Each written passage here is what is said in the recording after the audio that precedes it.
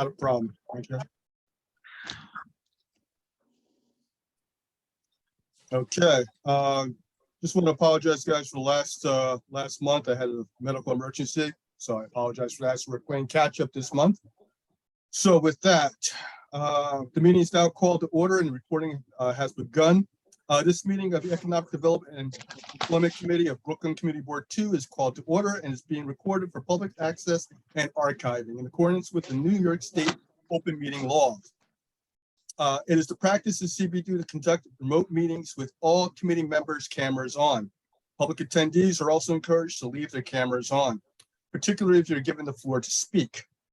All attendees, please keep your microphone muted when you're not speaking. To maintain appropriate discussion and voting process, I will make it known when and which topics are open for discussion by committee members, board members at large, and the general public.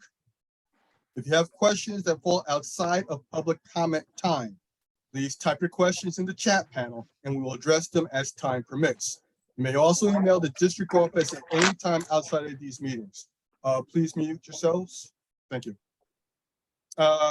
We are committed to provide access to all our neighbors, regardless of physical ability or limitations. If you require accommodation or assistance for full participation, please contact the district office 72 hours before any public meeting. Kate, could you give us your roll call, please? No problem. Chair Bill Flanoy. Vice Chair Denise Peterson. Hey, Denise. Catherine Gilman, Secretary, that's me.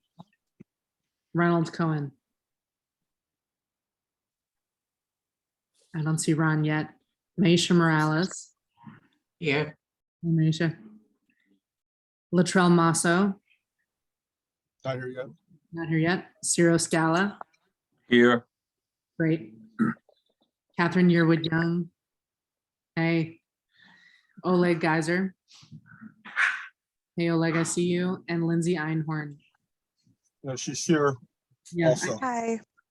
Okay, beautiful. Okay, I also want to recognize my co-chair, Denise Peterson, and my secretary, Kate Gilman. Thank you very much. Okay, with that, okay, I'd like to first go to the agenda. Okay, may I have an adoption of the agenda? May I have 2 hands, please? Okay, Denise Peterson. Okay, Ms. Morales, all in favor? Opposed? Okay, perfect abstention. We're good. Okay, with that, everyone get a chance to read the previous minutes, even though we did not have any because we did not have a meeting. Okay, once again, I apologize for that. Now we're a little behind now, so I only have 1 item on the agenda. Okay, that item on the agenda. Okay, oh, thank you. That item on the agenda is the 24 statement of district needs and budget requests. Okay, now I've asked 2 individuals to actually do a little background for us. Okay, and Kate, did you get a chance to actually go over the previous district statement of needs? Yes, so I took a look and I'm wondering if we can all look at the same document.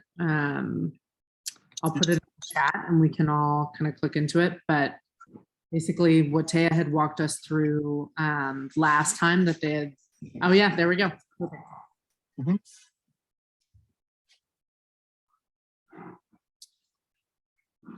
So on this document, if we go down to the responses from 23, we can see where some of our items left off. In the yes, maybe, and the no highlighted categories. Taya's made this super clean and easy for us to kind of move through. So I pulled the ones that were relevant to our committee and just moved them over into our tab there, just to the left of the HES committee. Yeah. And I just highlighted them. We may want to basically think through each of these items. They were flagged for various reasons.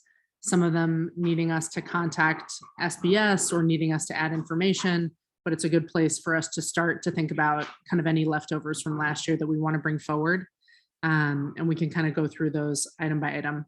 and see if we're all on the same page. And then I know Sarah was thinking about a few kind of places to put out looking forward instead of just looking back at 2023. So just kind of some groundwork for us to move from looking at last year's doc to start with. Okay, Kate, can you actually give us an idea of which ones had issues as far as outreach or more clarification? Yep. So our specific kind of items that are in the tab now were flagged. Let me see, starting with number 12 from the 2023 doc. The first one was a capital budget request for SBS, and that was to fund a business incubator. They flagged this as a maybe, that it requires further study needed by SBS and for us to contact SBS. A similar response was for the next two. So conducting a commercial district needs assessment and continuing the Love Your Local grant program and adding a competition element.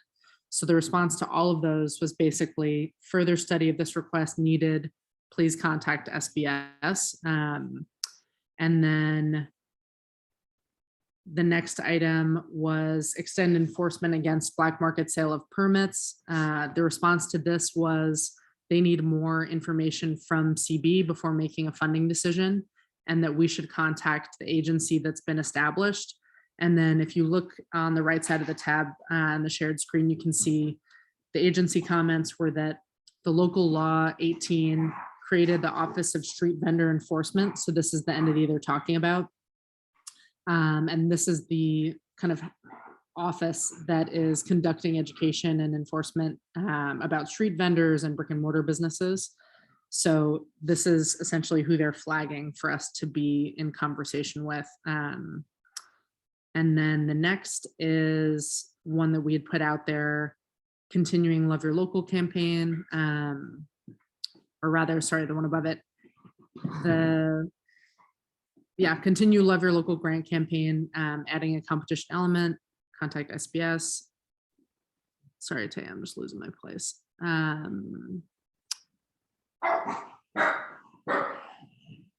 Okay, establish a local hiring program, and this is for helping job seekers to connect to employment. Establish a local hiring program focused on achieving greater racial and socioeconomic equity for small business employees. They said they would try to accommodate that within existing resources, but also flagged it as requiring additional information from us regarding the request. So I think for these last couple, they've said that they're going to try to accommodate, so it's more likely, but that they want more info from us so we can resubmit with a higher level of, specificity, as well as acknowledging that this year versus last year it may look a little bit different, what we're asking them to do. But these were the more kind of optimistic few, 16, 17, and 18, and then those are the ones that I had flagged. So basically, either more information needed from us in the proposal itself, like more specifics, or a conversation between us and the agency that they're flagging, whether it's SBS or the local enforcement for street vendors. And then that conversation we can try to have over the next, month or so. I'm happy to take lead on those. And then essentially resubmit this pool of items in some kind of conversation with the rest of what we're going to send forward, whether it sits as a higher priority or not.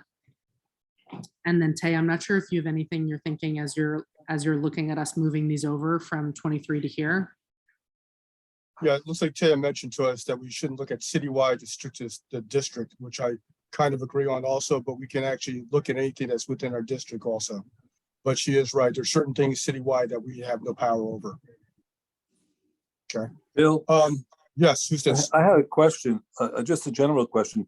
Do we have experience when they tell us that they want more specific information before they make a decision? Have we actually followed through on that specific question on any other request and then had it fulfilled? Because everything that Kate said, I'm just my body is still in Italy. I have to forgive me. I'm still in Italy, so I'm trying to figure out everything Kate has said seem that the answer has been they require more detail. My question is to make it simple. Have we ever done that before, giving them more detail and they've come back and approved our request or denied our request? Cyril, in all honesty, to be quite frank with you, the answer would be no. The committees that actually submitted these have never followed up in detail. What we've done in the past is we tended to resubmit with the same language. I think now that we've had a little more have actually experienced and actually done more of this work, I think now we know a better way, and also the fact that Tay has also given us some instructions that have been a little more detailed. We have a better way to now address these issues. Thank you, because perhaps Tay can give us some guidance, because they're all valid issues that I'd hate to see us keep on bringing them up every year without any resolution. Thank you. Well, by all means, yes. One of the things I'm going to say, and I see your hand, Lindsay, but I'm just going to mention something very quickly. What I'm looking at right now is I'm looking at the budget request reference guide to determine which agencies to do the outreach to. I'm also going to be working with the bids, okay, for community support for any of our actions that we want to take. And I'm also going to reach out to all the agencies, Department of Small Business, the NYC Human Rights Commission, Mayor's Office for Minority and Women's Owned Businesses. So I'm going to be reaching out to those agencies also, as well as any other agency we need to reach out to. Lindsay, I see your hand raised. You want to make a comment? Yeah, I just wanted to mention that in the past, I think sometimes when they tell us that more information or study is needed, they've never asked us to follow up before. And at least in the past 2 years, they haven't asked that. It would just be a blanket more information, or they didn't ask us to follow up. And then one of the strategies that we used the last 2 years to address those and reincorporate them is to make the request in a wording where they have to do the research first and they have to do the study, because often the information is not available to us. Yes, one of the things that I've noticed that Taya mentioned also is if we have any articles of support that basically support what we're requesting, okay, and in the newspapers and anything like that, we should include that also. Okay, and also to reach out to any of the agencies themselves, as Taya's pointing out, and also clarify that request. Okay, now, Mr. Flynn, we only have, thank you, Kate, for doing that work of pulling these over. There are only 7 here. I think it might be a worthy exercise to go through each of these 7 in order and maybe get a little more specific about them, and maybe that will inspire new ones as well. I was just about to do that, as a matter of fact. Okay. Of the items that we have presented, okay, that have been presented by Kate, is any feedback, any questions, any concerns, comments? I know, Taya, you had sent around in our kind of board docs, your guys' kind of PDF on what makes for good budget requests and district statement of needs requests. So maybe we could just scroll through that and refresh real quick and make sure that these has what you're kind of flagging in there. Is this the doc? Exactly. Yep.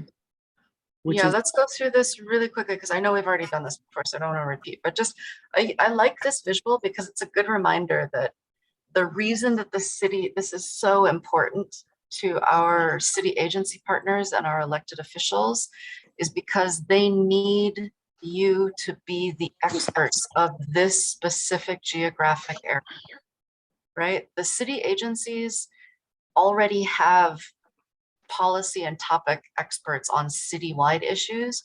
What they don't have are the specifics about this hyper-local catchment area that you represent.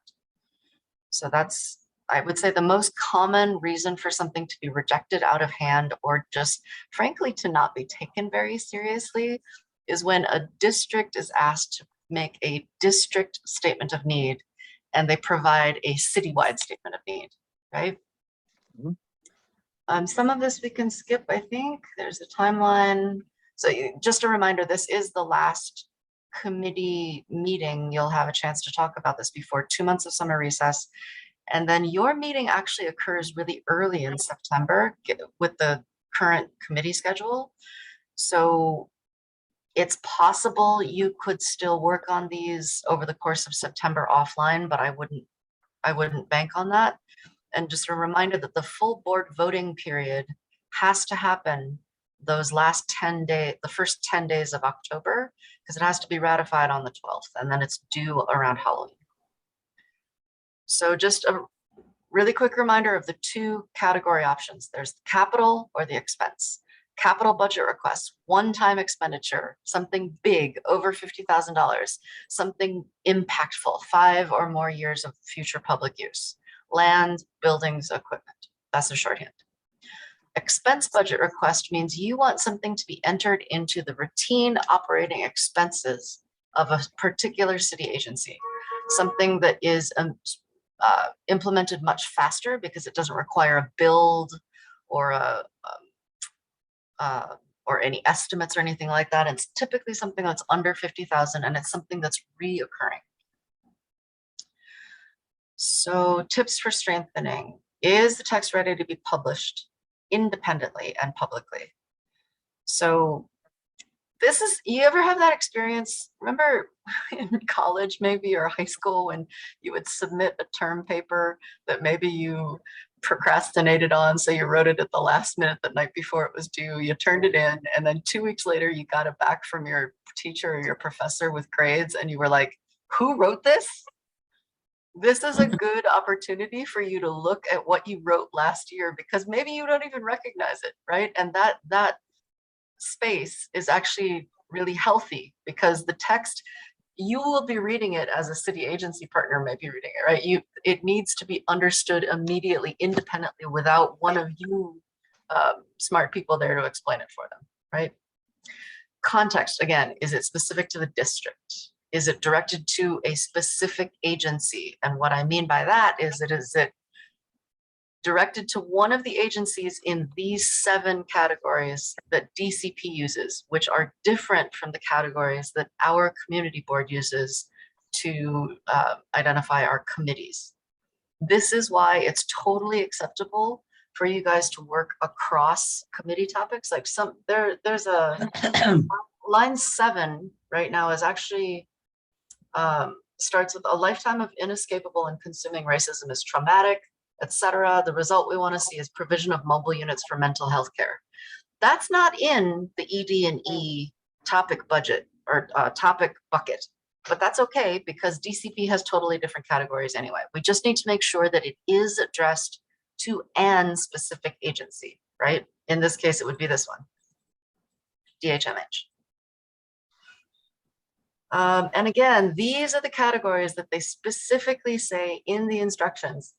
Avoid making requests to any of these agencies. And the reason is because it is not possible to submit a district level need to the Office of Criminal Justice. There is no way that the City of New York can make a change only for our district about criminal justice, right? So that's not appropriate for this particular exercise. Data. It's got to have data. If there's no numbers in the request, it's not complete. And this is the fun one. This is, you can kind of work backwards on this. Like, who are the really compelling speakers that came and spoke to this committee over the last 12 months? And you've had a lot of good ones this year. What did they tell you was a pressing problem in our district? Can we support them by including a request for their need in our statement of district requests? And can we also reach out to them and invite them to partner with us by providing us with a letter of support? To my knowledge, in the 15 years of archive that I have available to me, I don't believe we've ever submitted letters of support with our statement of district needs, and we absolutely can. And then this was just logistics about how to get the info in the actual spreadsheet. This is still open. You guys can still do this summer if you get bored and you miss us. That's it. Okay, thank you, Taya. Okay, appreciate that. And thanks for some of the clarification. Because one of the agencies I did mention was the mayor. Yeah. So let's go through these one by one. So this is a great request, but what's the problem statement? Can anybody throw out in one sentence, what is the problem this request is pointing at? Well, Chad, I don't want to do this right now because there's Okay. some other items, but I understand we can do one. Okay, but I want to get actually into the meat of it. Okay.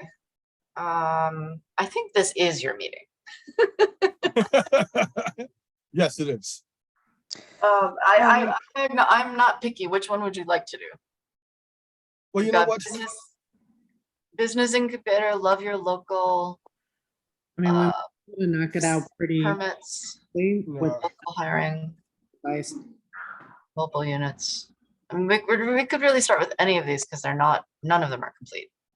Right, never gonna complete. You know what? Where- Let's set this aside for right now, okay? Because what we're probably gonna do is we're gonna have a group of individuals do this. And if I have to do any outreach to you, I will, Okay. okay? But for right now, I want to actually look at other items that we may bring up as a committee. Gotcha. Would you like me to keep this screen up so that you can see and take notes so you can see as you continue your discussion? Sure, by all means. Okay. Bill and Taya, I wonder, Taya, I know you mentioned working back from some of the compelling speakers we've had. I feel like that would be a great way to. Yeah, Just- that's super low hanging fruit. Totally recommended. Oh, Yeah. yes. We can go through that list with you just to jog our memories, or people can throw them out there, whatever is more efficient, and then we can kind of keep compiling. Okay, well, Kate, let me just run through that because I sat down here and actually looked at all of our video. Oh, awesome. Okay, so I actually pulled things off that video. You know what? As a matter of fact, Taya, could you pull that down because I'm actually not seeing everyone, unfortunately. Okay, thank you. Because if anyone has any questions, raise your hands. I can't see them raising their hands. So Yeah, everyone could just go to this link individually and follow along. yeah, thank you. So this is what I did. I went through everything and I'm going to just go off the items and then basically anyone, if you want to, you can drill down. Public safety issues. Okay, right now, public safety issues, we're looking at homeless individuals. We're looking at the panhandling. We're looking at the substance abuse. We're also looking at mental health issues. Okay, that's a big problem right now with a lot of small businesses having to deal with these individuals coming into their place of business and harassing their employees or even stealing. My feeling basically is we should reach out to the Metro Tech Public Safety Committee and also ask for more foot patrols throughout the district. Okay. I'm also looking at the flood plan program, specifically with Brooklyn Navy Yard, Dumbo, and the Brooklyn Bridge Park. Okay, because we have flooding in that area. Okay, I'm looking at the waterfront revitalization program for that. Another item, of course, is affordable housing. Okay, that's probably land use, but I just want to mention that. Infrastructure and resiliency. Okay, I'm looking at the F train stop. Okay, in Dumbo. Okay, I'm looking at the BQE cantilever. Okay, even though that's a borough issue, it's in our district. Okay, I'm looking at the Times Square Plaza. I'm looking at the Myrtle Plaza. I'm looking at the Atlantic Yards project. Okay, all these items are in our district and there are developments that are going on that have been going on for quite some time. I want to look at a holistic approach to construction and traffic. I want to see mitigation of the construction issues throughout our district. Okay. Go ahead. Who was about to say something? I'm listening and I just wanted to, it seemed like I'm getting a little lost, not because I don't hear well, but it looks like, and I don't know, it looks like we're with those great things that you mentioned, it seems like we're kind of veering off out of our space. I understand. What I'm doing, So Denise, how is does- I'm just mentioning the items that we Okay. might want to be considering. I'm going through all the items that we've heard from the speakers who came to our committee. And then this committee can pick which ones we want to go into. Right, but a lot of that, I'm just saying for me, as I sit here and I'm listening, I ask myself on each one, okay, so where does that fit for us? Either directly or indirectly. And so I'm, so I'm just wondering, but go ahead. You can proceed. Hey, Bill, just to support, do you have this list written somewhere that you can share it so people can follow along and continue thinking? Actually, I don't have it on my computer. I just have it on my yellow pad. The old fashioned way. Old school, yes. Old school. Catherine, just to go old school too, maybe maybe you could be typing the list in Word and sharing your screen so that it could be, or share it after so that it can support the discussion. I'm How sorry, much it more- is hard to follow. And I would be remiss if I didn't say I could remember like 3 out of the 10 that he just listed. I think Taya is putting them actually in the doc as we're talking, so we could share that doc again, or I can double up and do it in the chat. But I think if it's not Taya, it's someone else, but someone's putting them in the, Totally. No need to double up. Sorry, I would miss that. no worries. Hard to see with, on different docs. Yeah. Okay. So in the bold, everybody, if you look, we've got them just kind of roughly going down this problem queue, and we can keep adding. And then maybe at the end, we can pull ones that feel like they're outside of our range. That works perfect. Okay. And this way you can all take a look at them. Okay. So infrastructure resiliency, we just got finished with that.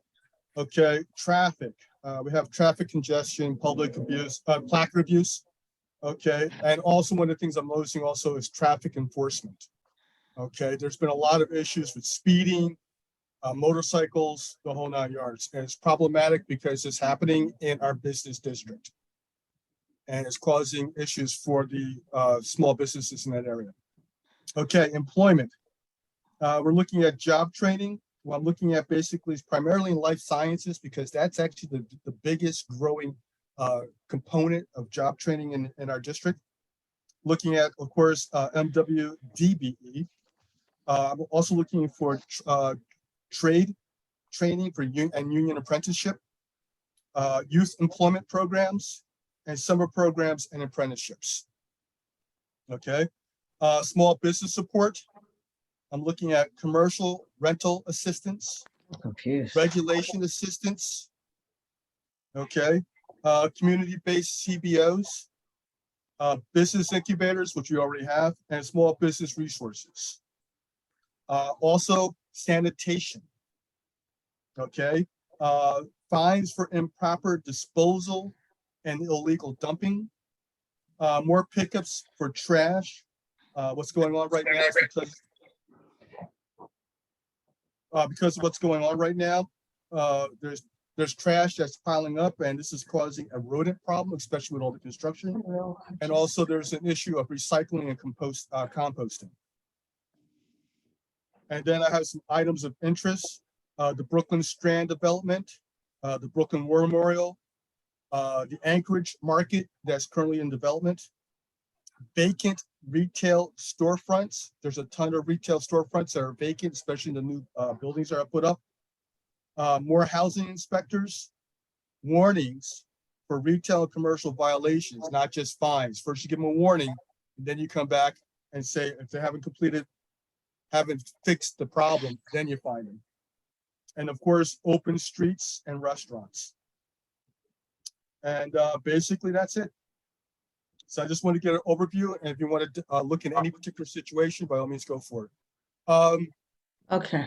Zero, did you have anything that you wanted to say also? Well, I sort of wanted to dovetail what Ms. Peterson said. All of us, with this list, I like to keep our mission clear, and maybe I want to just talk about my personal feeling about our mission.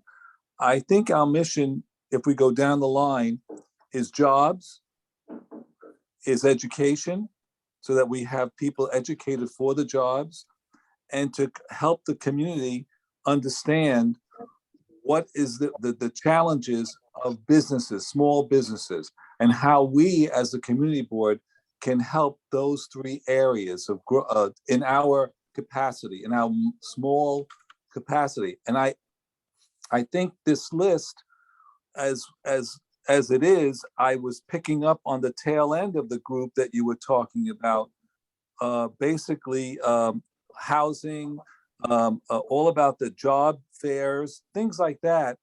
I think we should be cognizant of and keep in the forefront of our mission and what we are asking on our needs. Some of these, I think I agree, we probably will have to work in tandem with other committees to get done. So I would like to try to focus on our maybe 5, whatever they are, and focus in on it. I'm still struck by what Taya said about, and what Kate said about we need to present to the powers that be a very detailed and intricate request.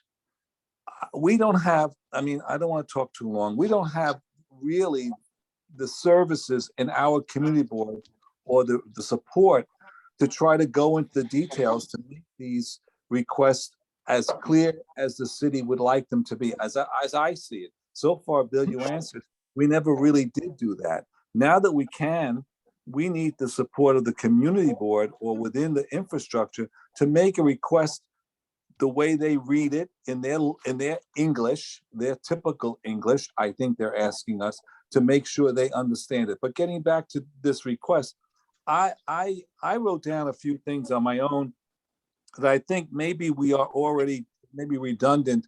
I mean, I like the idea of the job fair to continue and intensify that job fair and really make it come to fruition, and with our support with the community and with our general community. But I think that's one of our focal points because it is for jobs.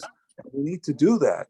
And I also had an idea, I could be wrong, I don't know if it's out of our spectrum, but would it be possible, and maybe Taya could answer this, for our committee and the community board to issue a monthly or quarterly economic temperature to the community? Basically, what are the jobs and how is the job rate in our community going? What's the jobless rate in our community going? What's the business openings in our community? What business are closing in our community?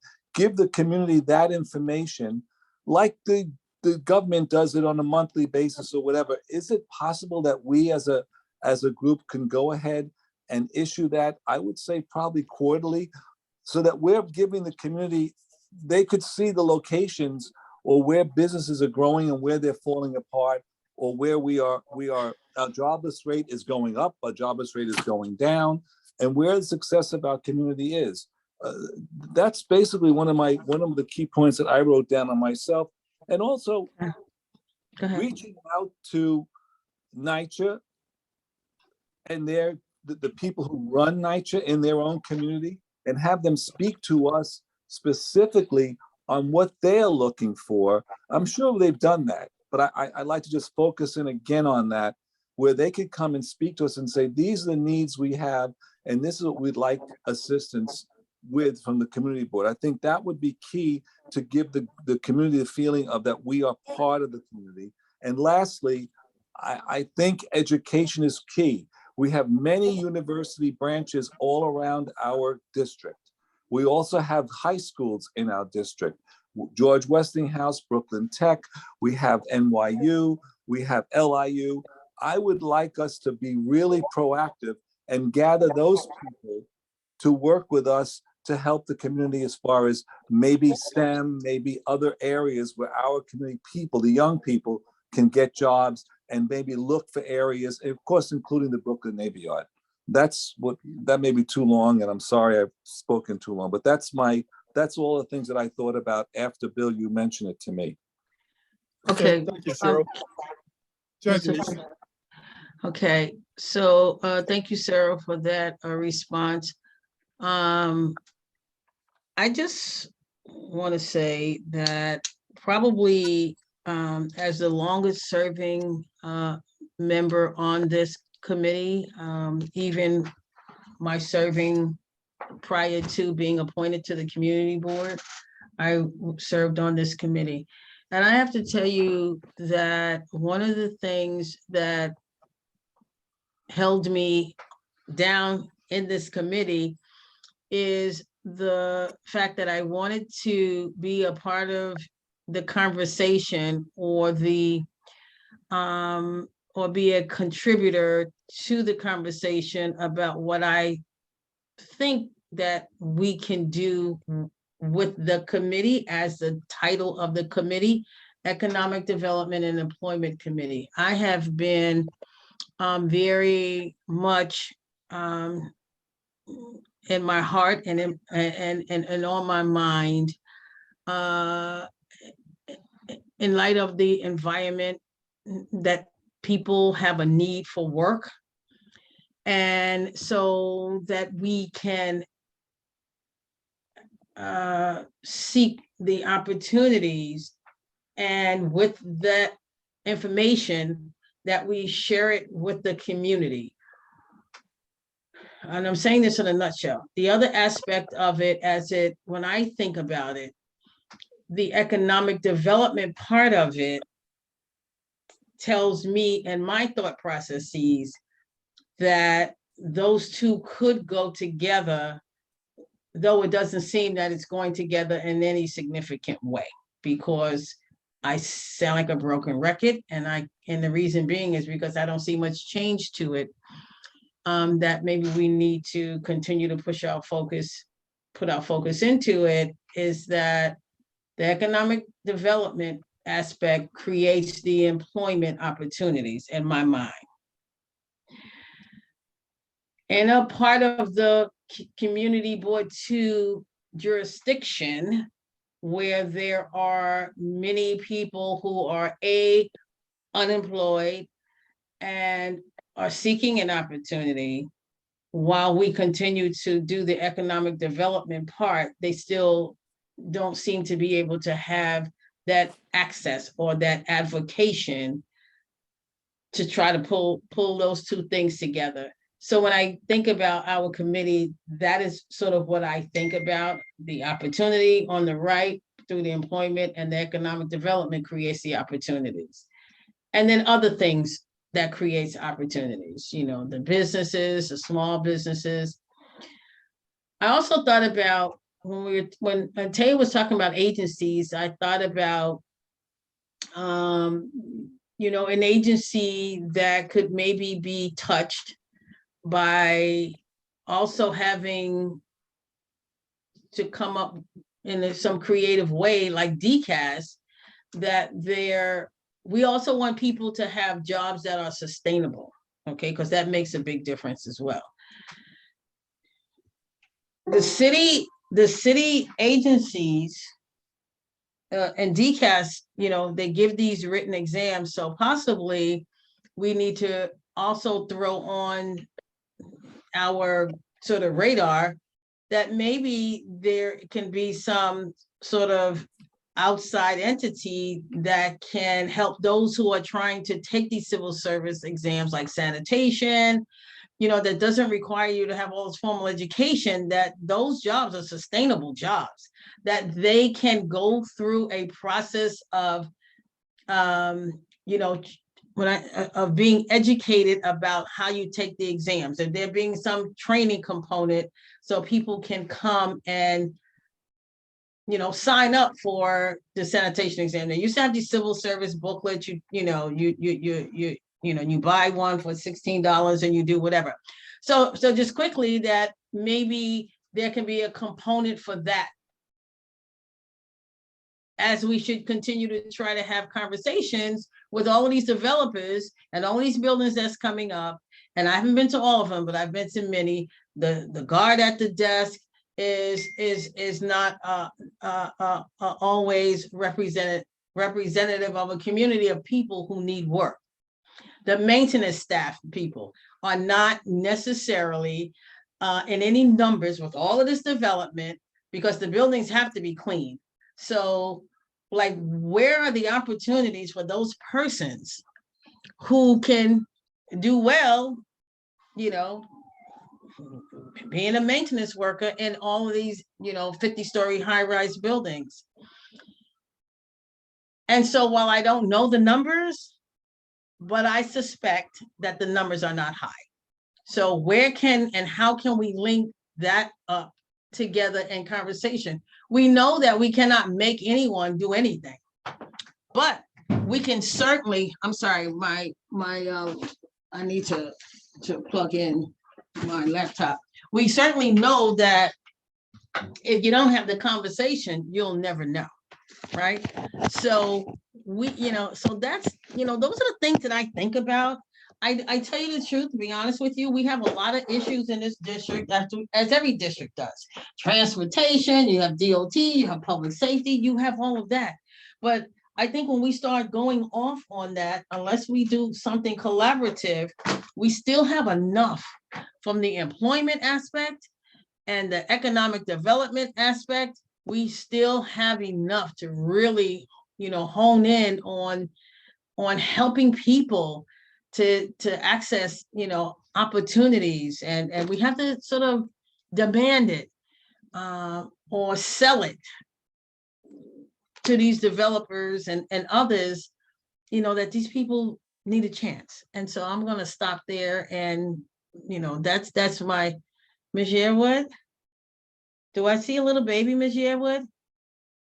Oh my goodness. What? Didn't know that.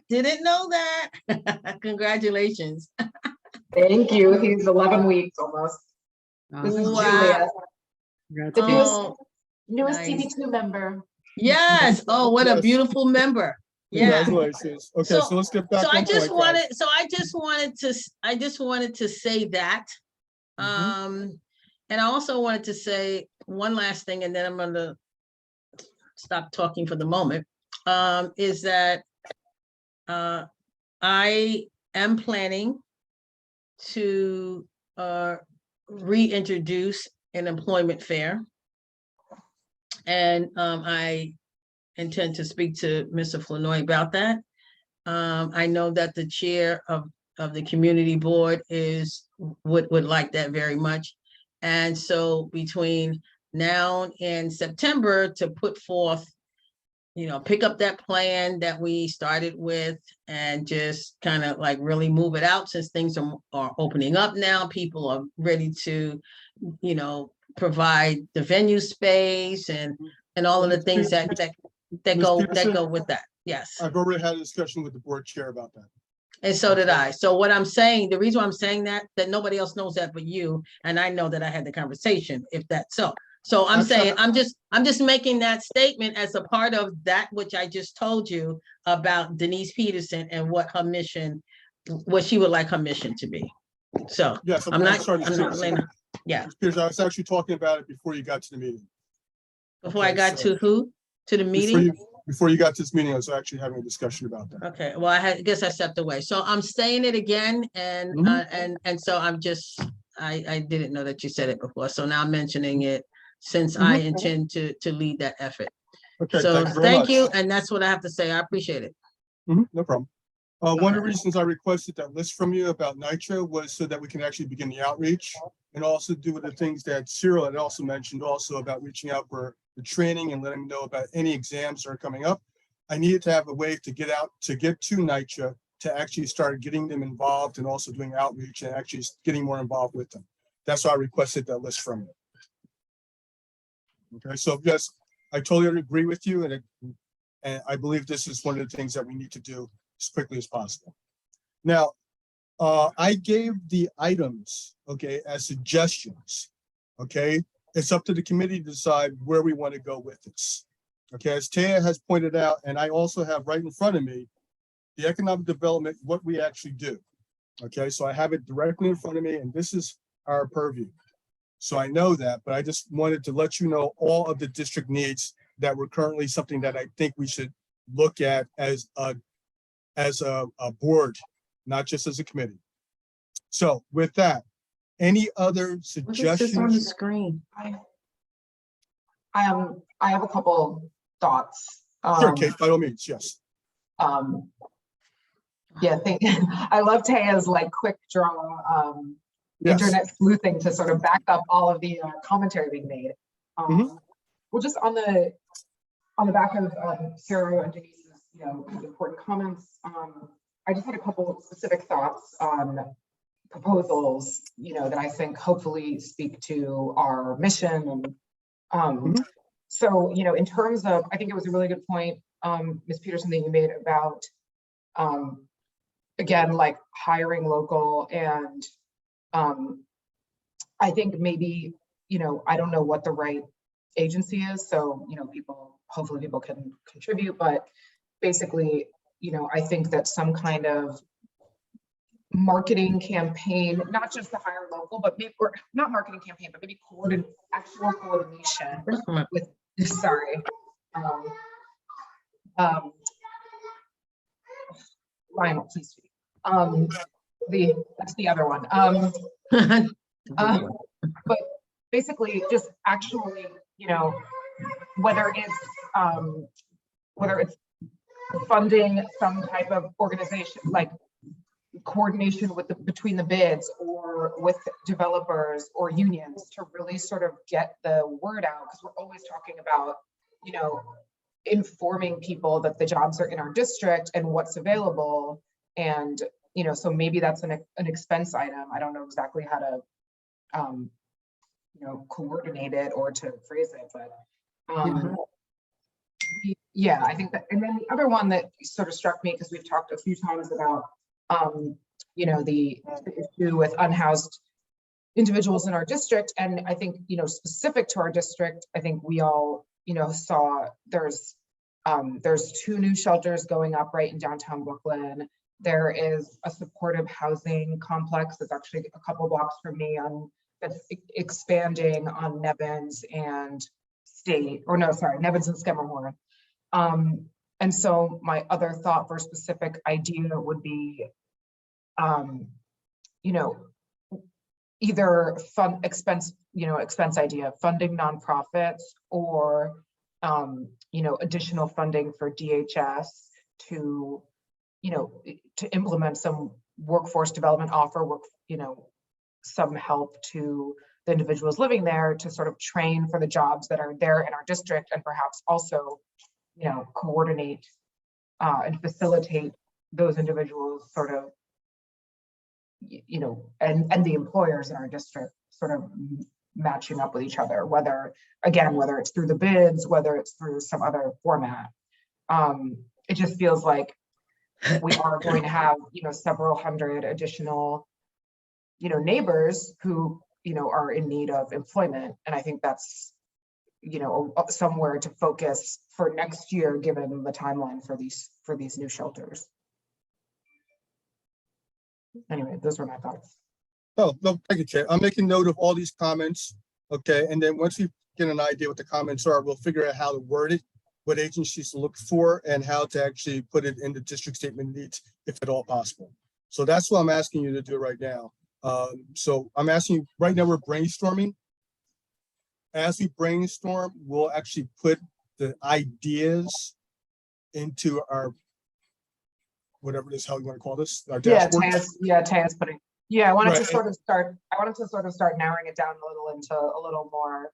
Exactly. I gave you a broad picture, and now you guys are going in deeper, and that's what I wanted you to do. Okay. So we'll figure out how to do the job training and hire local initiatives. Okay, so we'll figure out how we do that, what agency to go to, so forth and so on. Okay. Let's continue to go around the hub here. Okay, see, Denise, you talked. Kate, you talked. Kate, you also talked. Let's see now who else. Latrell, do you have anything you want to add? No, not at this moment. Not at this point. Okay. Let's see now, Lindsay, do you have anything you want to add?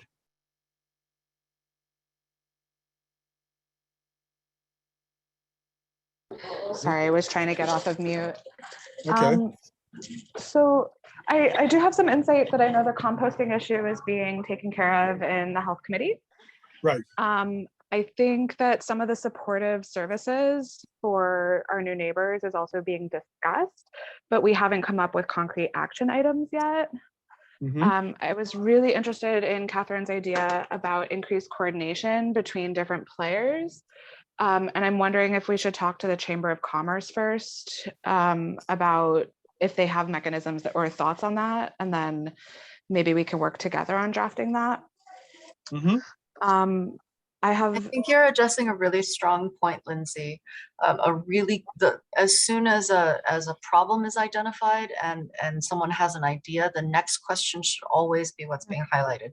What already exists in the district?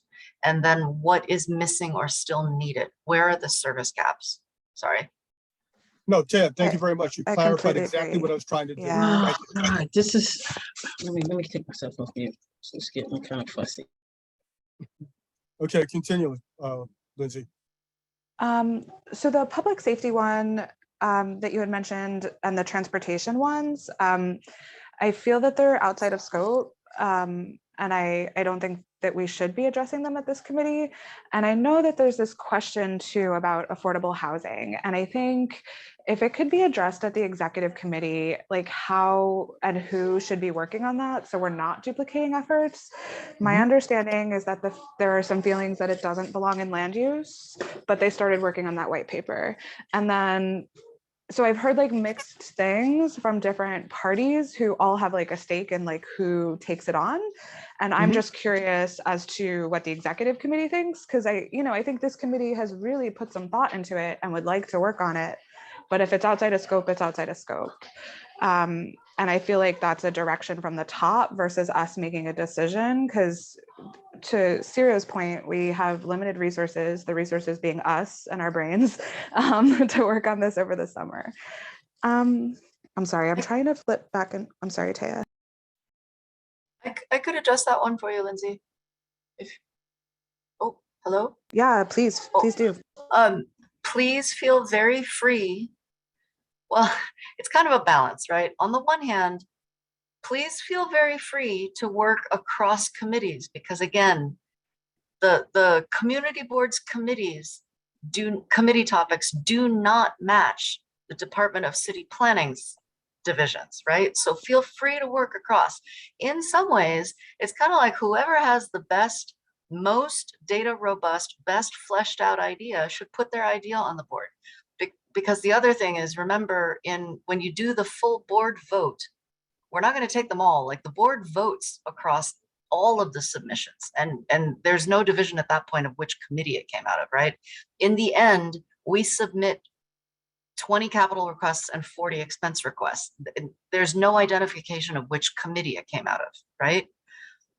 But on the other hand, to Denise's point, I think it is also important to maybe start with the topics that best address the topic of this committee and the expertise in this committee. So maybe start with the things that directly address economic development and employment. And then if there's still time, move on to the other things like in transportation, et cetera.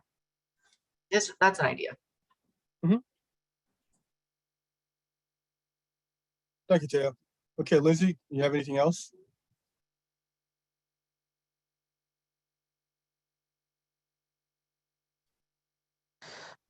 So I believe that the public safety issue that you had raised was brought up because of the impact on our local businesses and how they're being impacted by EDPs and disturbances on the street. Is that accurate?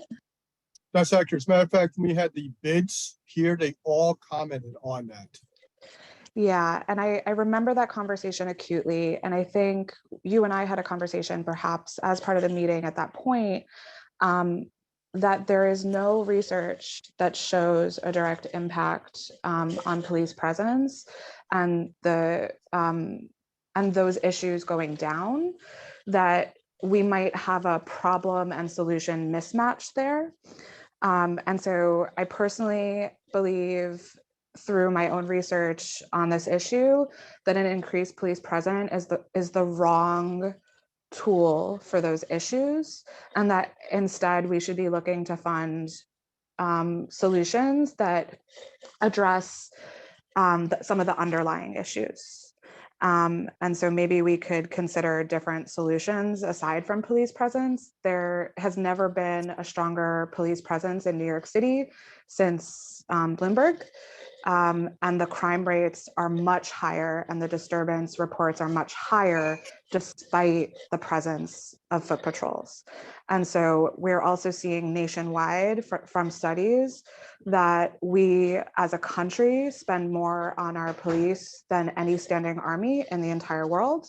And we are not safer than any other country in the world. And so I'm happy to provide some of the statistics that show that perhaps this is not the correct tool.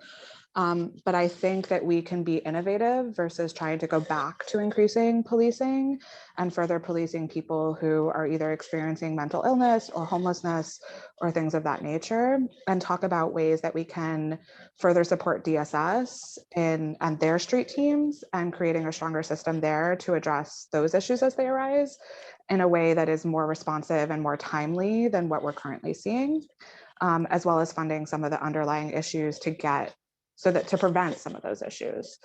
I also think the one other thing that I felt really strongly about was the fines for businesses. The city actually did a lot of work over the last 3 years to reduce the fines and to reduce the number of fines that are being given. And that's because it was shown to disproportionately affect small businesses who do not have the resources to make those fixes in a timely manner. And so our big chain stores, anyone who can afford the fines or anyone who can afford to prevent the fines is doing all fine and dandy, while increased fining is affecting our mom and pops who have just come out of the dark side of COVID, hopefully, and are trying to make it. And I think that that is putting an undue burden on them. And we can talk about other ways again to address issues versus in a punitive way. Okay. Thank you, Lindsay. And there's legislation that came out of city council on that this year that was passed to reduce fines and reduce the frequency of fines and things like that. So I think that has already been addressed within the past year legislatively. And if we're still not satisfied with that legislation, we could look at some other courses of action. Fair enough. Okay.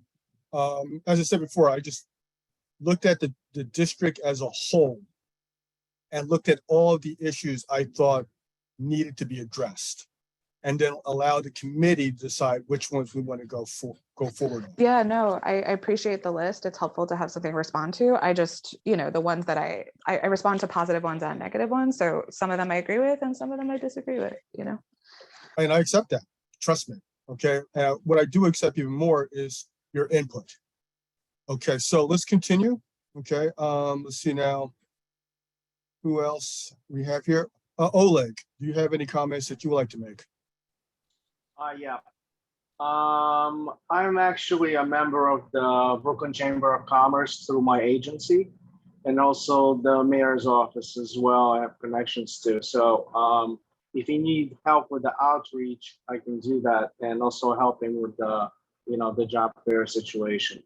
I'm pretty much involved in the employment aspect of it. From not the economic development as much, but the employment aspect on what I do. So whatever help I can give, let me know, and I'll work with you on that. Thank you, Oleg. What we're looking at right now is I'm seeing what we have here based on what the committee has been saying to me. And I'm looking at a job fair, outreach to NYCHA, both for basically updates and also local job training and also local hiring. Looking also at a monthly update for training, but that's not going to be something we're going to look at as far as the district statement of needs. That's something we're going to be doing internally as a committee. Education and some legislation, but for the most part, it looks like jobs are the focus so far. Okay, what else we have next year? Who else have I not talked to yet? Celeste, Ms. Staten. Hi, I'm in full agreement with Denise. And I was sitting here running over my mind thinking that training for the test, for the DCAS test would be great. And we have all these community centers, we could probably utilize them to focus folks to come through to take, do some training to take the exams. So I'm in full agreement with Denise. I think that's a venture that we need to work on for NYCHA residents. Okay, I agree with that also. I definitely agree with that also. Anything else, Celeste? Other than that, I'm fine. Okay, Thank you. excellent. Okay, so some of these items aren't necessarily something we can address with the district statement of needs. So is there anything as far as items that we can address with the district statement of needs, both as far as any actionable items or any long-term items?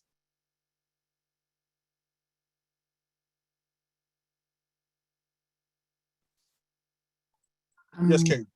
Yeah, I appreciate everything everybody's been saying. I think what kind of got kicked off between Denise and Kate and now Celeste and Lindsay spoke to it. I think if our mission is to connect people to work in our district, and that revolves around kind of being like a bridge between a bunch of different stakeholders, how do we form a question or a statement of need around that that's fundable, that we can word it into something that they have to do, that they're going to have a much easier time than we will coordinating these different bodies.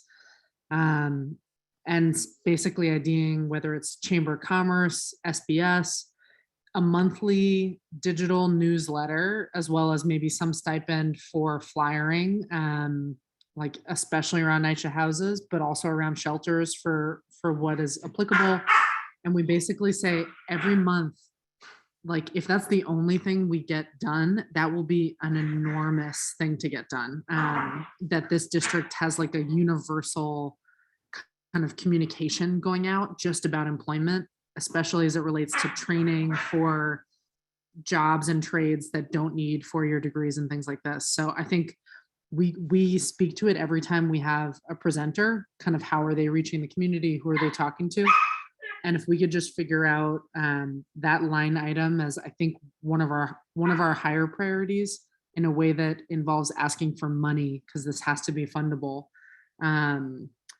Like this should be top priority to basically like take all the roadblocks out of people's way in finding things. And we're too small. Doing it meeting to meeting, presenter to presenter is too small. We need to just start funneling people towards one place. So how can we kind of establish that, and who does that get sent by?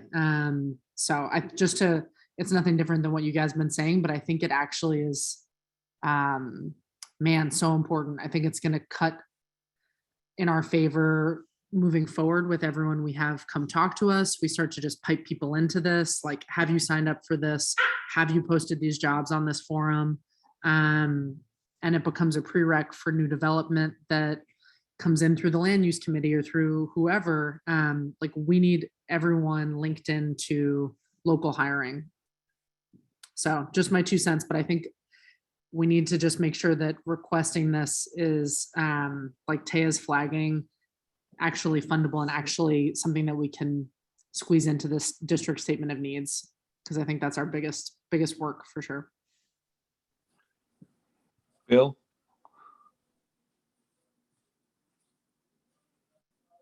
Bill? Sorry, Cyril, I see you. Sorry. Yeah, I tend to agree with Kate. I think if we could focus in on that aspect of one of our really important district needs, I think we could all put our heads together and put something there. And I like the idea of always like the idea of communicating with the community vis-a-vis a newsletter or something like that would tell young people or other people looking for jobs what jobs are available, as Kate said it so brilliantly. So I think that is something, unless the committee doesn't think it's a good idea, I think that should be something we should focus on and really get that down where we get the funding and do it properly, as they suggested, with the proper wording, because I think that would make one big statement. And I like the idea that maybe the other committees can participate in that because they hear about these things also. So I think that's a great idea. Yes. I'm sorry. Go ahead. Sure. I'm Hess on a continuous basis, whenever they have a restaurant or bar open up, they ask if they're going to hire local and how they're going to go about doing that. So if we can get the other committees doing the same thing also, that'd be perfect. Ms. Peterson. Yeah, I just want to make a quick comment. About the newsletter. Newsletters are great, but I think we need to meet the people where they are in terms of knowing, whether it's, Facebook or whatever these different platforms are that they actually receive the information on. We need to make sure we rise to the occasion on that part. Items like newsletters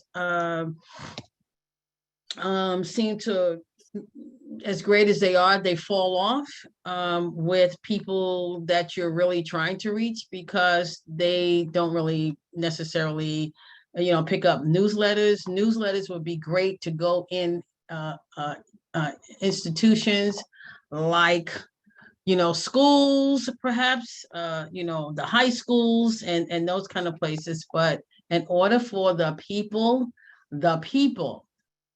in the community to know, we have to meet them where they learn about whatever it is that they learn about. And that's oftentimes through social media platforms and other like places versus, a newsletter, or the newsletter can be posted and then it can be pushed out, onto those platforms. I'm not quite super versed in that way, but that's just another way of also doing it too, is to take that newsletter and blast it out throughout so people can have it, on their phones, on their whatever it is that they use to learn about things. And so we have to keep that in mind too, as well. As just a suggestion. Can I make a suggestion also? That's a good suggestion. Yes, Latrell. One of the things that I think is important also, we need to make sure the individual is prepared before they go to get the job, whether it's taking the exam or, going into an interview. One of the things we forget is some of the individuals need to understand what to say, how to dress, how to act and behave, and before they get to the interview. So I think that's an important piece also. I think it goes along with everything from what Ms. Peterson said, with Cyril, Kate, Lindsay, you. We need to make sure they prepare before they go into the interview, because that piece is very important, in the process. And let them understand, the long term of the job. Because I was speaking to someone and matter of fact in Farragut, and they said how someone went to a job, they got a job and they only stayed 2 weeks. We need to understand why the individual is only staying for a short period of time. So also let them know what's entailed moving forward. So I think we should think about that piece and reaching the community also. Thank you.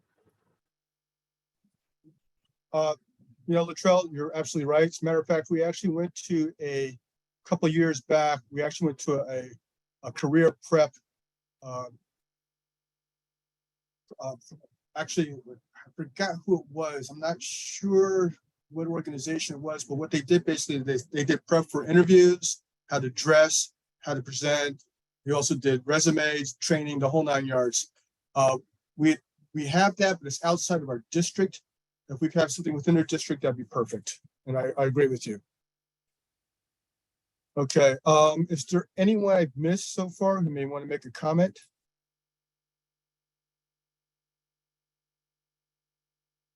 Not missed, but I had a couple of other thoughts if Sure. this is appropriate. By all means, Lindsay. So I think we should consider going back to the incubator idea for this year. I know it's been turned down 2 years in a row, but there's increased data points after COVID that kind of show the need for it more than ever. We're seeing a lot of businesses move into downtown to try to satiate their workers who do not want to commute or who were enjoying the COVID quality of life while also trying to get them back into the office. And so I think we can pull some data that shows these big businesses are coming in, and we want to protect smaller Brooklyn community businesses who need workspace as they try to grow versus these more well-established companies who are moving in and taking and driving up our business real estate prices. And then for providing training and support, I think we've in the past, the way that we've tried to manage that is through providing funding to the nonprofits who are already doing the work. And that's because that's an established best practice and that's the way it goes. But I think it's been hard to make the argument to do that on the community level as a fundable item. And so I think we have to rethink how we're doing that through existing city resources. And so I think the answer is probably to work with SBS, even though they're harder to work with, they're going to be harder to get funding specific for our district. But I think we have to request specific trainings. And so it's a question of, do we go by job type? And do we say we want OSHA training? We want this training, or and then to Latrell's point, preparation for job interviews, resume stuff. They're gonna say that they already fund that though, and so I've kind of been racking my brain on ways also to try to get increased resources for that. But we've tried the CBO route, and SBS has a budget for that, and so I'm wondering if anyone else has ideas because I might be tapped. Yes, the previous statement items that we put down for district statement needs and you need additional comment. I want to hold on to those since we've already approved them from the past. We just need to figure out how to do the wording and actually do the ask so that it's appropriate, or actually do the additional research that they requested. So I want to hold on to those, okay, and perhaps add a few of the ones that we just mentioned, and then basically have some individuals work on that over the summer to figure out what agencies, the wording, and exactly how to actually present this so that it's approved. And Oleg, yes, I would like you to be part of that discussion. And then, Bill, are there ones Yeah, from sure. your list that we didn't discuss that are like near and dear to your heart that you want to make sure we get to? You know what? These items that I discussed, let's see now, public safety issues really is for Hess. Okay, that's not for us. The floodplain program, I don't know under whose purview that would be under. But it does affect the Brooklyn Navy Yard, Dumbo, and the Brooklyn Bridge Park. Okay, and that's the waterfront revitalization program. Taya, do you have any idea whose purview that'd be under? Yeah, that's Hess. They've actually had some speakers from the waterfront coalitions. Hess is just so big. It's health, environment, and social services. Okay. I know that they have not had a chance to get as deep into the environmental issues as they would like, because their agendas are typically very full with liquor licenses. Okay. So I'm sure, I actually think that is an area that could use more research, and you have at least one member on this committee that is in both. And actually, Yes. I mean, Latrell is kind of an honorary member of that committee as well. Yes, she has become that, yes. Okay. Affordable housing, I'm working with that right now with land use, so that's something that I'm already dealing with. The infrastructure, that's transportation. I'm not going to worry about that. That's John Dew. Okay. Traffic is also transportation. So basically, I'm just looking at employment, small business. The sanitation issue does affect small business. Okay. As far as trash pickups, and also the recycling and composting, that's Hess. Okay, but fines for improper disposal and illegal dumping, that may be an issue because that does affect the individuals as far as basically how these are living issues for individuals in the area. Okay. And as far as the items of interest, the Brooklyn Strand, the Downtown Brooklyn Partnership is working with that. The vacant retail storefronts, I think that's an issue we should look at. Okay, how we can start getting these individuals who are warehousing storefronts. Okay, because they're looking for a big box employer or basically a store to come in there to actually rent the space. I think we should figure out a way to actually cut those spaces up so that smaller businesses can get in there at reasonable rents. So I have an think idea that's- for that one. I've been thinking about this, if you have a sec, Okay. Bill. Sure, I brought it up. By all means, Lindsay. I think you're right, that it's the small businesses have to chop them up, but who's working with the small businesses is SPS. So why isn't there a mechanism where developers who have empty storefronts can go to SBS and say, who are you working with that's searching, like, and try to make partnerships that way? So I don't know how to make it fundable because it's really just making a connection. But I don't understand why that connection isn't happening, because it's pretty easy. Developers who aren't receiving tax breaks for having empty storefronts, which we know that they sometimes do, who want to actively find businesses could be working with SBS. But if in order to make it fundable, I think it has to be a database, or it has to be something that the businesses, or on the development side, or the small businesses are receiving something as additional input to support their business to make it fundable. So it's like, maybe it's a small business like relief in some way, support on first month's rent if they go through this program, but it has to be a program that has to be funded. So it can't be just the connection. Okay, maybe we can look at some sort of grant or something like that that could be funded. I ask a question. Did the city before the pandemic have a program that was supposed to go around to deal with empty spaces before They did a count, Latrell, but they did it only in Manhattan, because Manhattan had the highest rate of vacancies. This is actually the map that I'm sorry, it took me forever to find. I think, Lindsay, you're right on so many points, but I think that one of the reasons that SBS declines a lot of our requests is this visual. So if you look at the overall city, right, look at the density of SBS programs that already exist in our district, right? So yes, even though our district needs more, relative to the rest of the city, we are actually pretty well provisioned already. That's actually, Bill, for what it's worth, that's a similar problem with composting, right? So citywide, the curbside composting was cut, but our district is actually one of only 7 out of 59 community districts that got their act together and collected enough petition signatures to have curbside composting continued. So even though our district does need more relative to the other 58 community districts, we are very well provisioned for composting. You see what I mean? Yes. Okay. So, and basically that is it. The only thing I'm looking at is basically vacant retail storefronts, and also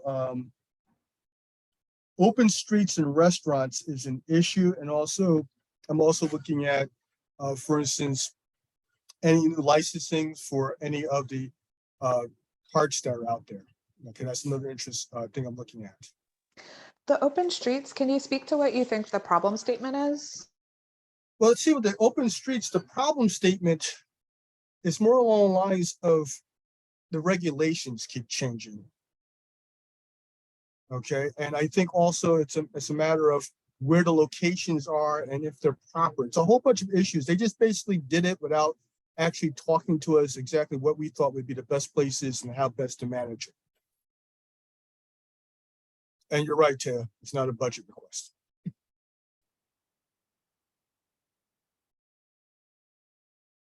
Okay, so that's an issue that's outside of this, but it's an issue that I think the district needs to address. Actually, on that front with open restaurants, I have to say I've lost track of whether it's become permanent or where we are in that regulatory. But maybe like restaurants are probably one of the bigger categories of small businesses in our district. So maybe there's some kind of grant program or that we can ask for to facilitate them, building or beautifying their, parklets, their outdoor structures, or buying heaters or whatever the case to like improve the open restaurants. Yeah, I infrastructure. believe the open restaurant, the restaurants are permanent now. Permanent. Okay, great. So yeah, so I mean, I know, talking to some of the places I frequent, obviously, it's a big expense to sort of outfit these outdoor spaces. So perhaps, and especially if you're a new upstart restaurant, it's a big investment, but of course it's really beneficial because you're going to have so many more seats. So anyway, that my thought would be, that's another place where perhaps we can benefit small business owners or ask to fund a program to benefit small business owners in our district. Okay. So is there anything else? I believe we have a couple items here. Taya, have you been knocking them all into the our little, yes, okay. Our dashboard. Now, what do we have in our dashboard right now, Taya? Okay, you want to go down and we can pull out the ones we don't think we need and leave the rest? Okay, the items from last year we'll hold on Sorry, I to. was muted. Sure. The items from last year we'll hold on to. Okay, and just noting that some of these, there's no problem statement, right? Correct. Okay. That's my fault, Taya. I think the 360 incubator, the love your neighbor, love your local, those are all mine, and I can just I have notes from last year that can plug some of those gaps. Okay. Okay, the Black people carry. I don't know how we're going to do that, so we can probably pull that one. I would love to see this stay, but maybe not in this committee. This would be an excellent one for Hess. Partly because I know that mobile units exist. I know that there are mobile units that are not being used because of lack of funding. And so I think for Hess, this would be a really easy win to ask for. Look, we have X number of, at the last citywide homeless count, this census tract acknowledge this many unhoused persons of this age group in our district. Mhm. We have X number of mobile units, mobile shower units in storage in Queens. They cost X number of dollars to operate per day. We would like to request an operating budget for X number of days in our district. That's just an easy win, but maybe not for this committee. No, Hess Yeah, has I'm already happy to- run. I'm Hess has happy to already take run that. two of these, with both of the one on Hoyt Street and one on Atlantic Avenue. They've already held, forums on that. So yes, give it to them. Lindsay says she'll take it in Hess, right? Yeah, I'll take it in Hess. And just for everyone's point of reference too, Hess is going big this year, and we're doing research on reparations. So it's clearly a citywide, countrywide issue, but it's something that there's a lot of research going on and a lot of passion. So I think that this problem statement has been split into two and can definitely be taken to that committee. Brandon will be happy. Yeah. Okay, I just added it. I added it here. Okay. Thanks. Thank you. Okay, so let's go back to ours. See now, the NYCHA citywide, we'll hold on to that. Okay, we'll hold on to that. The STEM. This is a great one. And I think a little data would make that really timely. And Kate, I put the one that I could think of immediately there. The service provider for the other locations are different. So I'll remind me to find that for you if you don't find it in our public drive first. I just want to remind you guys too that we have a STEM high school Yeah, that could fit nicely into that, especially if we're talking apprenticeships. I know that they've asked us in the past to make some of those connections, but again, it's if we're funding a program or just like that, we already have these students in our district is kind of part of the solution. Exactly. We can also get their support to actually of the proposal. which is exactly what Tay is doing. And Okay, conveniently, there's a list of the 19 district high schools already exists. Exactly. And Bill, Exactly. didn't we go to the Brooklyn Navy Yard before for that presentation? Yeah. Yes, we did. And Yeah. I'll be asking the Brooklyn Navy Yard to also give us support for some of these items. Oh, there's steam, that's why. Okay. Let's see now, the training and employment opportunities. We'll hold on to that one. I'll let you finish, Tay. Okay. Okay, what else we got Guys, there? I do want to mention for the training and employment at both of the shelter meetings that we went to, these are programs that have really strong social service programs attached to the inpatient stuff. So it's like, we have to be really specific about identifying the need, because just because they're in that program doesn't mean that training and employment might be a gap if by entry to that program, they're gaining access to those programs already. Yeah, we'll have to word that very carefully. I mean, Okay. maybe not so much word it, but like assess that it's an actual gap for those residents versus Lindsay's maybe correct. they The have different populations, gaps. yep, that's correct, Lindsay. The population, they service different populations at the different shelters. So that's astute. Okay, let's see now, the NYCHA, we'll hold on to that one. Okay,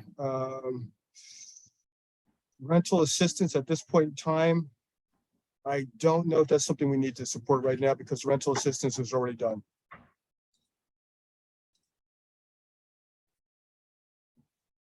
We'll give that to Hess.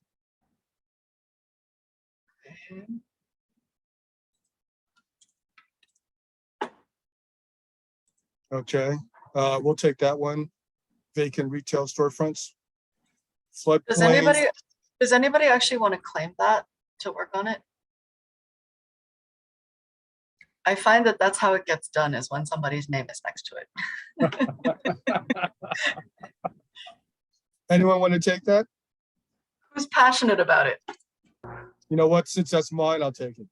Okay. What, I'm sorry, what is it that we need to do for the empty storefronts? Is it something like somebody that would fund that? You gotta fill in all these blanks.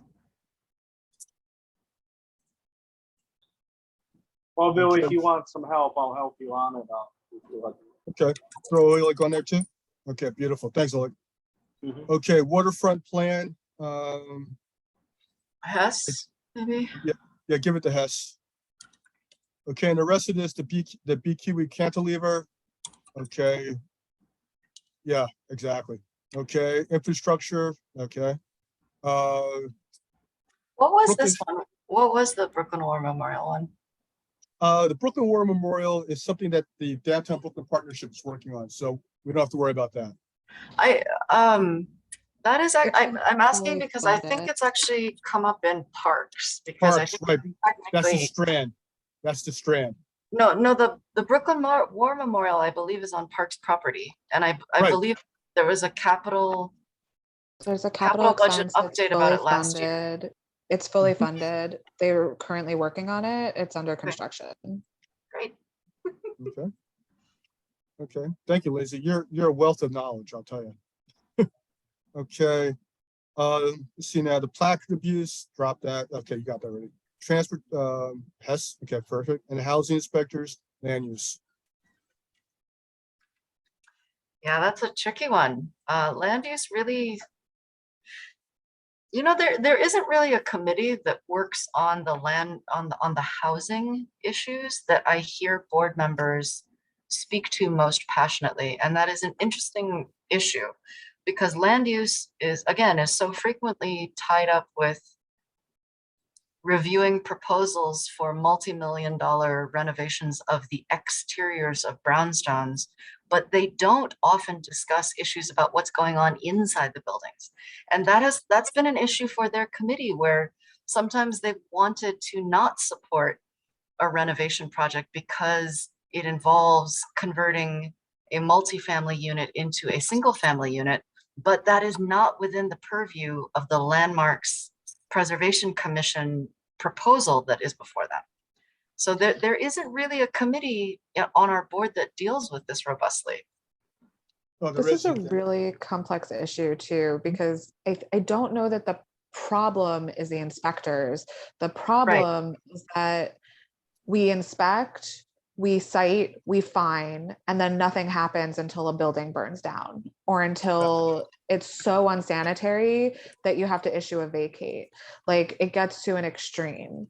And so that there was a really good conversation with Crystal Hudson at a meeting recently, because she's doing she's on the committee that's looking at safety following the Bronx fire.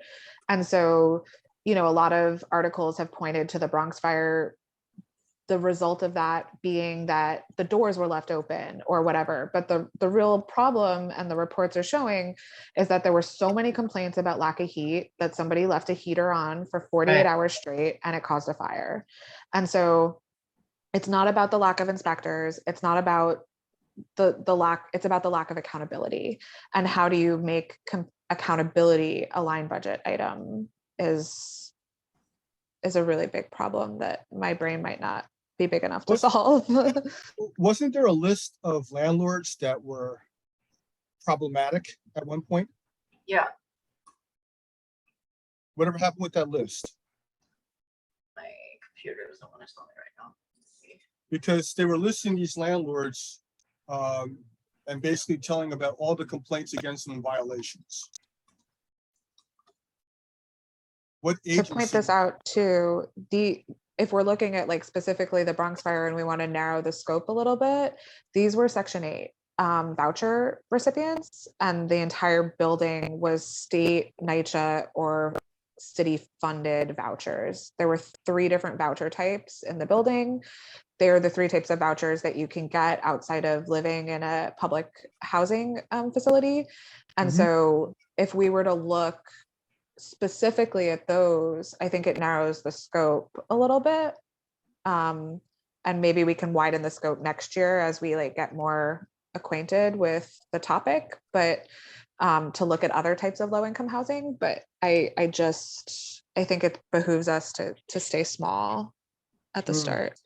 You know, I would really, because there's no committee that directly tackles housing issues, I would love to see this committee tackle it. I think you'd do it in a smart way. And there's clearly data out there, right?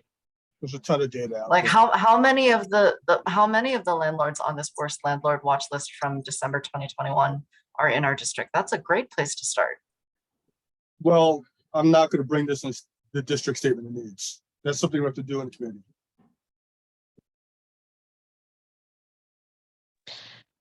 Okay. It seems like something that could be fundable though, in terms of trying to create some accountability mechanisms. Yeah, but it's not in our purview. That's not in our purview.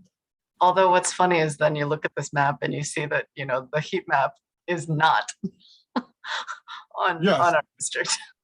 Yeah, there's nothing in our district. Well, here. Come on, 8 units. It's because we're the wealthiest district in the city, but right. Yeah, but NYCHA collectively, NYCHA is the 4th worst landlord for like the 3rd year in a row. So this should all be lit up. And I thought they were the worst. I thought that Ingersoll, like I think there have been some capital expenses though that literally just fixed the boiler at Ingersoll. Was it Ingersoll or the other one? I'm just gonna leave this here and maybe somebody will get inspired. I would say, Tay, you're correct. I think NYCHA should be the focus of a bad landlord. Thank you very much. That organization is the one that really, I mean, I know there are other bad players in there, but we know for a fact that NYCHA for years has really not done its job. And if we're going to go focus on a landlord, we could focus specifically on NYCHA. And that would be a real great accomplishment. Zero, you want to take this one? I agree. Thank you very much. I agree. You're not just Zero and Denise on it. I have a question. If you turn me loose on it, there'll be a lot of problems with the people who are in NYCHA. Because as far as I'm concerned, this committee should have NYCHA or some sort of a voodoo doll with NYCHA on it, because all the years I've been on this committee, Okay, guys, let's rein this in. Let's rein this in. Let's rein this in. It's Let's like, rein it's like this you in. don't, Let's rein you this don't in. mention NYCHA, because NYCHA is like, whatever NYCHA is, it's like this proverbial Harry Potter, the Voldemort. I mean, that's what I look at. So as far as I Yes. think, you want to focus on a landlord, that would be specific and go after them. Yeah. Can I Sarah, make one listen. recommendation on this though? So NYCHA just received, I think it's 20 billion from the state, which is half of what we requested. And if I were channeling the city responders, they're going to say that they're assessing how to spend that money and that they will consider it. And so I think we have to be very specific in terms of expenses, because there's actually a huge pot of money and it could go to someone who has some influence, but it also is like almost not timely because they just got this money and they're going to say they're assessing. Well, all joking aside, I did mention the fact that we should continue to have the leaders of the local NYCHA housing to our committee and talk to them. And maybe we could hear from them specifically what is going on. And then we could take on the project of going after NYCHA with some specific issues that would relate to those people who live in those houses. Well, Cyril, I actually have the list in front of me right now, okay, of the presidents of each one of the NYCHA houses. And I'll be reaching out to them. I'd be happy to reach out with them. You email them to me and I would write them a very wonderful, cordial invitation. Thank you very much, Cyril. I appreciate the So good. the influence. Or the Hey, actual. Bill, would you Okay. mind sharing Yes. that information with the HES committee? We've been looking for it for the health fair outreach. Yeah, I'll do that for I appreciate that. Thank you. Mhm. So magnanimous of you. you. Bill, I have Okay, a guys, question. let's get back on track here. Bill, okay, I'm so we sorry, I have- a que- Cyril, Sorry, can I just, Go ahead. Go let ahead. Oleg go first, and then you go, Kate. Oleg, go. Yeah, I was just thinking that housing is part of the social services more than for us, but I mean, isn't that It's not on Like their you're- list. And we're not addressing it this year at all. Yeah, It's not in okay. our plan at this just point. just saying? yeah, like, Okay, thank you, guys. Okay, Kate. this was, Oleg is, we're on the same page, because not about the HES necessarily, but about housing. Like, I thought Taya brought up a really important point that I just didn't want to let sort of drift off. Every year we talk so much about affordable housing. It was like the number one thing when Lindsay and I were looking at our needs statement versus the budget line items. And then none of the budget line items addressed them. We're kind of seeming to head back there again. And I think Taya's point that it's not really part of land uses actual, what you guys do. Like, you guys look at ULURPs, right? Like, that's the main, and I know there's like the AMI, subgroup that has been doing some of that, but I don't know. I mean, this is obviously a broader conversation for another day and it's above my pay grade, but like, why don't we have like a housing committee, Yes. as part of the community board? Like, we're just not, it's like, it's such a big issue and we keep like skirting around it. And right now we're arguing about who should be taking the ball, and we don't know. And I just think that's really not good. No, Yeah. it's not. And in some community boards, they actually have it delineated to a specific committee. Feels like we need it. I can't find it right now. You're on mute, Taya. You were muted. Taya, you're muted. I can't find it right now, but I assure you that affordable housing is consistently one of the top 5 concerns identified by this community board. So it is bizarre that there is no community or no committee that directly addresses that. And I think somebody should put it in our statement of needs. That's my opinion. We could change our heading to Economic Development and Housing Committee. Well, Okay, guys, okay, before we continue going off the rails which here. comes first, economic development and good employment, or having shelter? I do think too, Taya and I had a couple conversations about this, and Taya, I'm going to use your words if that's okay, but Taya had recommended that this is like a rules committee issue, that the scopes of the committees have changed and evolved, but our definitions haven't. And so this is like a bigger issue than just even affordable housing, especially with we're about to get marijuana permits perhaps added to our purview. Like it's the needs of the community have changed, and the rules in our committees and our scopes of work haven't. Yeah, that's gonna be a discussion for later on, and I think you're absolutely right, Lindsay. As a matter of fact, I already brought that up. I think the marijuana licensing is gonna be going to Hess, because it's just like liquor licenses. I refuse. We won't do anything else. If you anyway, we can't. Licensing committee, Lindsay, what do you think? I think we should stay on point. I think we're getting off point right now. And could we try to, I know I'm one of the culprits, but I think we should get back on point on what we're doing right now. Instead of looking into other committees and other issues, if you don't mind. You're right. Cyril, I've been trying to do that for the last 5 minutes. Okay, we have the items here. Okay, are we in agreement that these are the items that we're going to be looking forward to as far as the district statement of needs? Actually, Bill, before that, there are a bunch at the top that aren't claimed yet, which means they won't get worked on this summer. So who wants to own these? Okay, which ones are they? Are we at the top? Everything where column A is empty. Fund a business incubator, co-worker, and research lab space. Who wants to own that? I think I signed myself up for incubator. And this one too, right? Love your The local. Love Your Local, yeah. And is the 365 district community assessment still on there too, or did that get picked up last year? I don't see it. Slide down a little bit further. 1 second. 365 side? Yeah, it's like a 360. grant. 360, sorry. 365, just like. I thought they said that wasn't like something we could ask for or something. I can't. Is it possible that it didn't make it past the board vote? There is a possibility that did happen. Yeah. Is it in the 23? No. You know, I think if I'm remembering right, Lindsay, I don't think that program, that I actually do know what you're talking about. That program, it's a city program, and they select the neighborhoods of greatest need every year, and we are not on that list. We are far from the district of greatest need. I think the program got defunded. That's also possible. That is also possible. What was it called? It was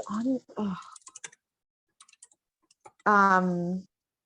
No, it wasn't Love Your Neighborhood. It was a 360 assessment and grant program, and they funded they did an assessment of the needs in the neighborhood. Then they funded nonprofits who were doing that work and gave them Neighborhood 360. There we go. fellows. Yeah. 20 seconds still there. Refunded. But it's now closed. Okay. What would the community board's intersection with this be? So the what we requested was an assessment of our neighborhood, because originally we were not even included in the assessment of neighborhoods to be funded. And right. Yeah. This is what we are talking about, the same thing. So that's not going to happen for our district because we're not on the list of neighborhoods determined to be of greatest need. And if you look at the neighborhoods that they've got listed for Brooklyn, I think we can see why. Okay. If people were to look at for like the training and employment stuff, this is like a model program in terms of how to structure a request that could mimic some of these services, as just a recommendation for folks' research.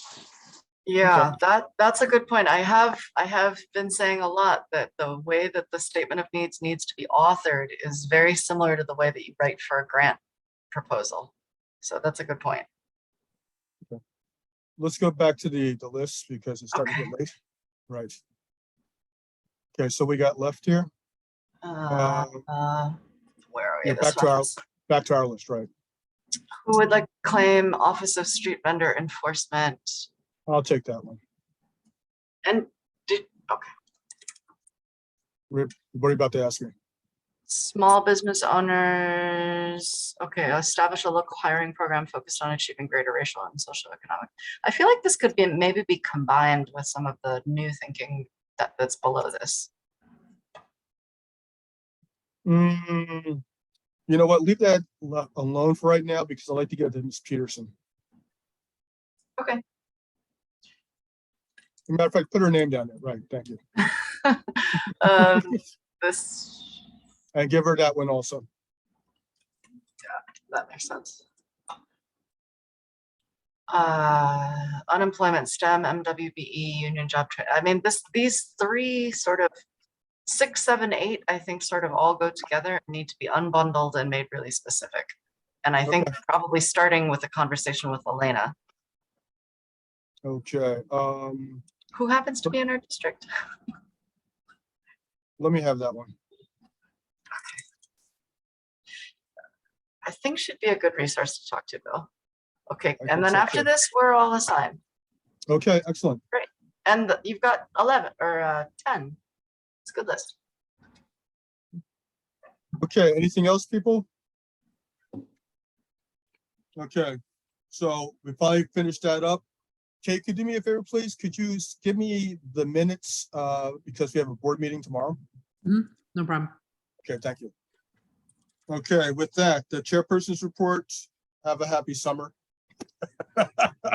Be safe. And I'll be contacting individuals and getting updates from you. Bill, Do you have any other? Mr. Bill? Tiff? Yes, Celeste. can you please give me your cell number again? I need to speak with you. You know what? Yeah, I'd rather give it to you offline and not actually. Can you wait until we're off? Yes, please. Yeah, just- okay. Yeah, I don't so- want the videotape taking my number down. So Oh, got you. I understand, Yes. but give me your email address then, so that I can Well, email you. Then. stay online. When the tape is off, I'll give you the information. Gotcha. Okay, thank you. Okay, perfect. Okay, do we have any other committee business? Okay, community forum. Are there any individuals who have any comments that would like to speak now? You have 2 minutes. Okay. Then the last item is I'll entertain a motion to adjourn. Kate, Celeste makes the motion. Celeste makes the motion to adjourn. okay. Thank you very much, everyone. Have a happy, safe summer. Okay, and I will be talking to you throughout the summer. Okay, this is awesome. Sounds Okay. good, Bill. And we accomplished a lot this year. I just want to let you know that now we just have to start taking more actions. And as I've said before, we will get this done. Okay. Perfect. Okay. Are we still Have a great recording? summer.